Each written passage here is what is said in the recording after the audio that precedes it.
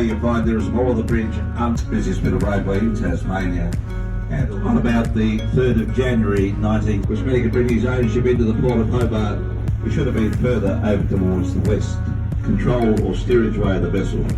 The rocks over here on the right-hand side, loaded with 10,000 tonnes of 7 crew members on board. A high-level bridge they do this in the world. The bridge was only 4 lanes wide, but during its reconstruction, laden with a cargo of zinc concentrate, pretty docile, apparently been on the wreck road. As we pass through the renewed span, if you look above it, and the reason they use steel is because the width of the span.